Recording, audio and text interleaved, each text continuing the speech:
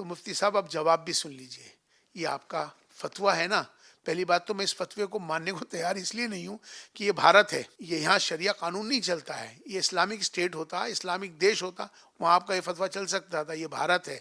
मुफ्ती साहब आपने सबसे पहले मुझे ये कहा ना कि प्राण प्रतिष्ठा में मुझे नहीं जाना चाहिए था। ये भारत है, यहाँ सर्व धर्म संभाव की बात होती है। तो मुफ्ती साहब जरा अकल से सोचिए कि पहले मैं इंसान हूँ, इंसानियत ये कहती है कि धर्म की सबके इज्जत करो, सारे धर्मों का, सारे महापुरुषों का आदर सम्मान करो। ये मैंने राष्ट्र सर्वोपरि क्यों कहा मुफ्ती साहब? इसलिए कहा कि हम भारत में रहते हैं, यहाँ पर सभी धर्मों के अलग अलग लोग रहते हैं।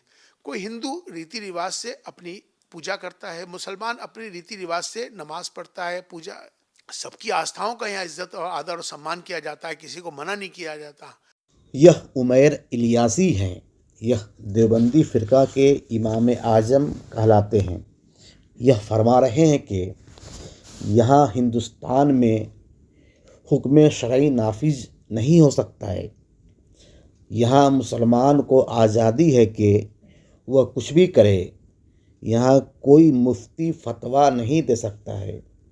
यहाँ कौमी इकजहती के लिए मुसलमान पूजा भी कर सकता है।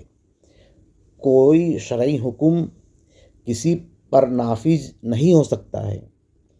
यहाँ देश पहले है और शरीयत बाद में है। यही उनकी अकाबिर का मसलक रहा है।